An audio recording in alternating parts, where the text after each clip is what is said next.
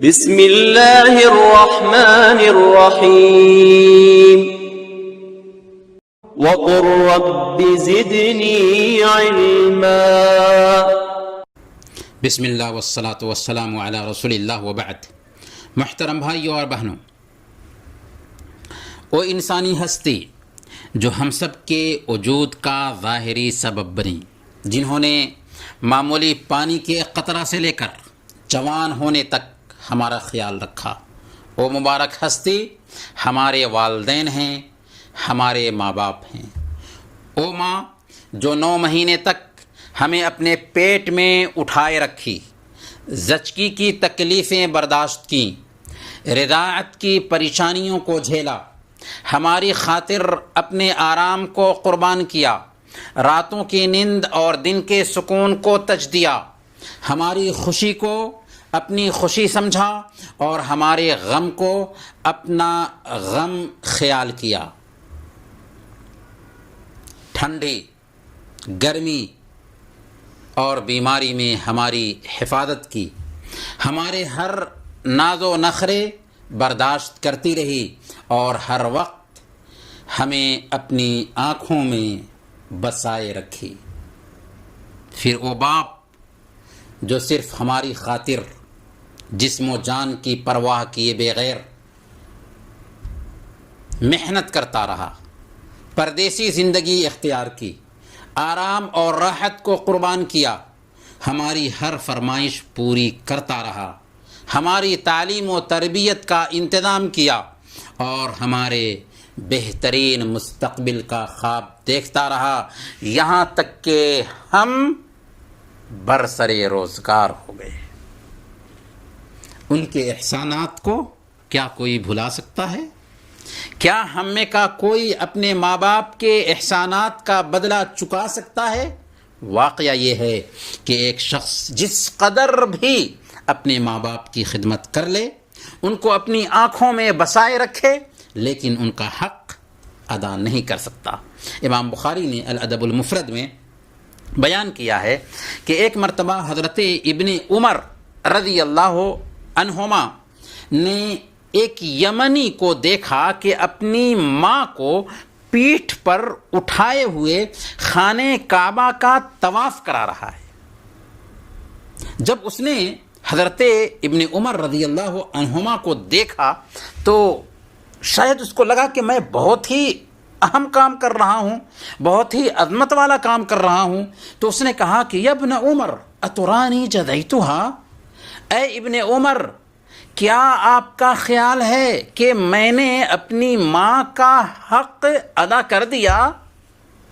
تو ابن عمر رضی اللہ تعالی عنہ نے بیان کیا وَلَا بِزَفْرَةٍ وَاحِدَةٍ، تم حق ادا کرنے کی بات کرتے ہو، ایک سانس کا بھی تم بدلہ نہ چکا سکے، یعنی تجھے جنم دینے میں ان کو جو پریشانی ہوئی تھی اور اس وقت انہوں نے جو سانس لیا تھا، اس کی ایک سانس کا بھی تم بدلہ نہ چکا سکے۔ جی ہاں، ماں باپ کا حق کتنی بھی ہم کوشش کر لیں لیکن ہم ادا نہیں کر پائیں گے۔ والدین کی اہمیت دنیا کے سارے انسانوں کی نظر میں پائی جاتی ہے، لیکن اسلام نے ماں باپ کے آداب اور تسلیمات کے لیے سال میں کوئی خاص دن مقرر نہیں کیا۔ جس دن بچے اور بچیاں اپنے باپ اور اپنی ماں کو گلاب کا پھول پیش کریں، بلکہ اسلام ہر وقت، ہر آن، ہر لمحہ ماں باپ کو اپنی آنکھوں میں بسائے رکھنے کا حکم دیتا ہے۔ اور اسلام میں اللہ کے حق کے فوراً بعد ماں باپ کا حق بیان کیا گیا ہے۔ اللہ فرماتا ہے وَقَضَىٰ رَبُّكَ أَلَّا تَعْبُدُوا إِلَّا إِيَّاهُ وَبِالْوَالِدَيْنِ إِحْسَانًا، تیرے رب کا فیصلہ ہے کہ تم اللہ کے علاوہ کسی اور کی عبادت مت کرو اور اپنے ماں باپ کے ساتھ، والدین کے ساتھ نیک سلوک کرو۔ بخاری اور مسلم کی روایت ہے، ایک مرتبہ حضرت عبداللہ بن مسعود رضی اللہ تعالی عنہ نے اللہ کے نبی صلی اللہ علیہ وسلم سے پوچھا ای العمل احب الی اللہ، اللہ تعالیٰ کو سب سے زیادہ پسندیدہ عمل کون سا ہے؟ تو آپ نے فرمایا الصلاۃ علی وقتہا، نماز کو وقت پر ادا کرنا۔ پوچھا پھر کون سا عمل؟ تو آپ نے فرمایا بر الوالدین، ماں باپ کے ساتھ اچھا سلوک کرنا۔ تو اس سے آپ اندازہ لگائیں کہ نماز کو اپنے وقت پر ادا کرنے کے فوراً بعد ماں باپ کا حق بتایا گیا ہے۔ تبھی تو اویس قرنی رحمہ اللہ نبوت کا زمانہ پانے کے باوجود صحابیت کے شرف سے محروم رہتے ہیں۔ وجہ کیا تھی؟ وجہ صرف یہ تھی کہ ان کے پاس ان کی عمر دراز ماں تھی، دن رات ان کی خدمت میں لگے رہتے تھے، فریضہ حج ادا کرنے کی خواہش تھی، لیکن جب تک کہ ان کی والدہ زندہ رہیں تب تک وہ حج نہ کر سکے۔ والدہ کی وفات کے بعد ہی ان کو حج کرنے کا موقع ملا۔ اللہ کے نبی صلی اللہ علیہ وسلم نے صحابہ کرام سے کہا تھا کہ اویس قرنی جب آئے تو اس سے دعا کرانا۔ یہ جو مقام اور مرتبہ ملا ماں کی خدمت کی بنیاد پر ملا، کیونکہ ہمارے نبی نے فرمایا رضا الرب فی رضا الوالد و سخط الرب فی سخط الوالد، اللہ کی خوشنودی والد کی خوشنودی میں ہے اور اللہ کی نافرمانی والد کی نافرمانی میں ہے۔ اور والد سے مراد ماں بھی ہیں باپ بھی ہیں، دونوں ہیں۔ ماں باپ کو اگر خوش رکھیں گے تو ہمارا رب خوش رہے گا، ماں باپ کو اگر ناراض کریں گے تو ہمارا رب ہم پر ناراض ہو جائے گا۔ مسند احمد کی روایت ہے جسے علامہ البانی نے حسن کہا ہے۔ معاویہ بن جاہمہ کا بیان ہے کہ جاہمہ اللہ کے رسول صلی اللہ علیہ وسلم کے پاس آئے اور عرض کیا کہ ہمارا ارادہ غزوہ میں شریک ہونے کا ہے، آپ سے مشورہ لینے کے لیے آیا ہوں۔ تو اللہ کے نبی صلی اللہ علیہ وسلم نے ان سے پوچھا کہ هل لک من ام، کیا تمہارے پاس ماں ہے؟ انہوں نے کہا کہ یا رسول اللہ میرے پاس ماں ہے۔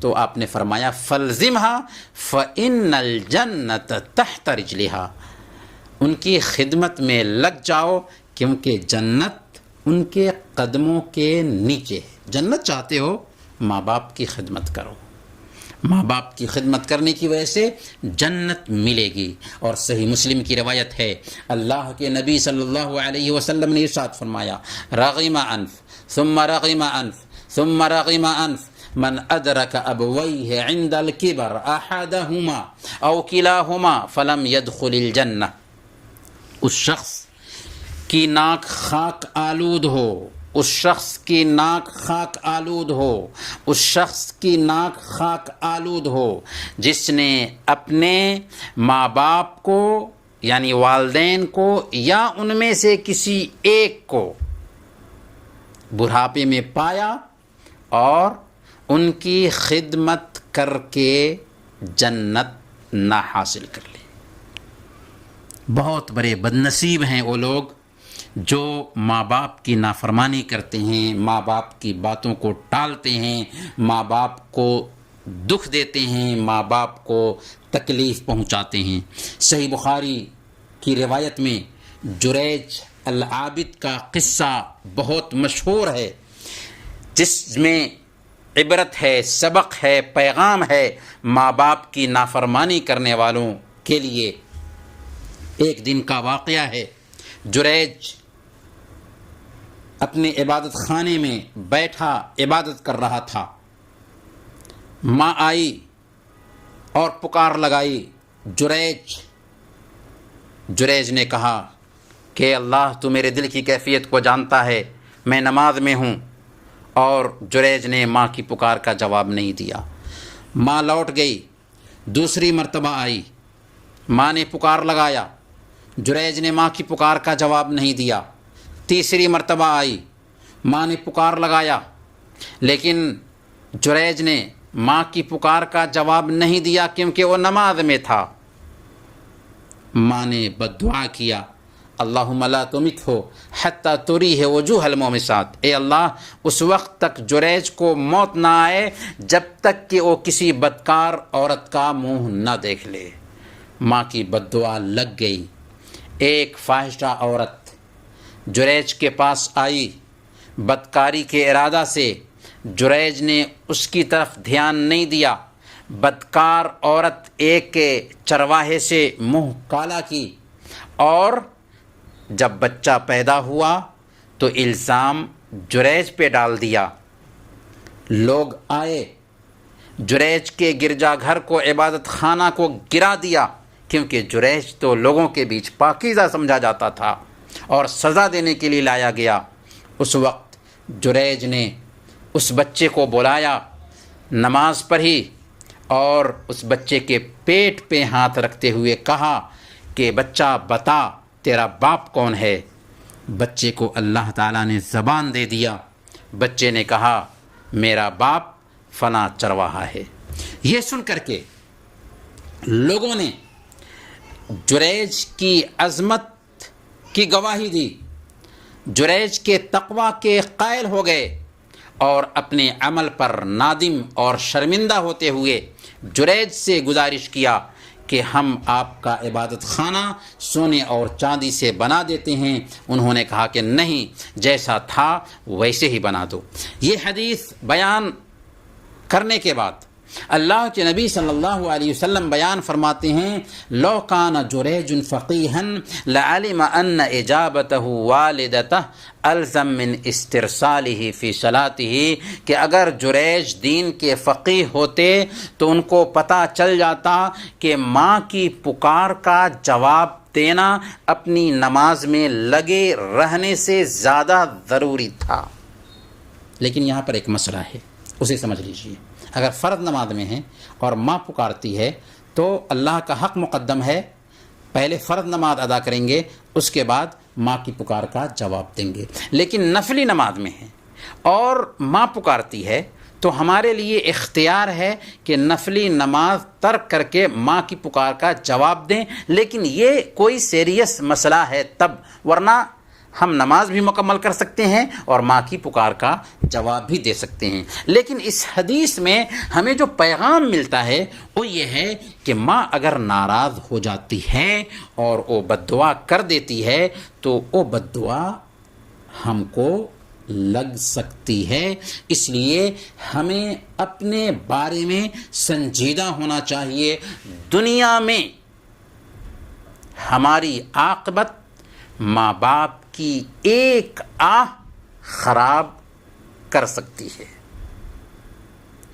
ماں باپ کی زبان سے اگر بد دعا نکل گئی تو وہ لگ کر ہی رہے گی۔ آخرت میں تو اس کا انجام ہم بھگتیں گے ہی، لیکن دنیا میں اس کی سزا بھگت کر رہیں گے۔ یہ بات میں نہیں عرض کر رہا، بلکہ اللہ کے نبی صلی اللہ علیہ وسلم نے فرمایا۔ اللہ کے نبی صلی اللہ علیہ وسلم الادب المفرد کی روایت کے مطابق بیان فرماتے ہیں، کل الذنوب یؤخر اللہ منها ما شاء الى یوم القیامہ الا عقوق الوالدین فإن اللہ یعجلہ لصاحبہ فی الحیاۃ الدنیا قبل الممات۔ سارے گناہوں میں جسے چاہتا ہے اللہ تعالیٰ قیامت کے دن تک ٹال دیتا ہے، مؤخر کر دیتا ہے، سوائے ماں باپ کی نافرمانی کے، کہ اس کی سزا اللہ تعالیٰ موت سے پہلے دنیا میں ضرور دے کر رہتا ہے۔ کیا ہم چاہتے ہیں کہ دنیا میں ہم سزا پائیں اور ہمارے گھر میں ہماری جنت جو ہے اس جنت کو برباد کر لیں؟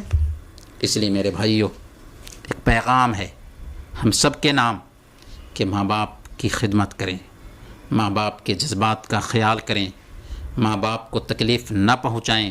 جیسے ہم اپنے بچوں کی دیکھ ریکھ کرتے ہیں ویسے ہی ماں باپ کی دیکھ ریکھ کریں، ماں باپ کے ہر حکم کو سر آنکھوں پر رکھیں اور ان کی خدمت کریں، کیونکہ دنیا میں وہ ہمارے لیے جنت ہیں۔ اللہ تعالی ہم سب کو اسی توفیق عطا فرمائے۔ وصلی اللہ علی نبینا محمد وعلی آلہ وصحبہ اجمعین۔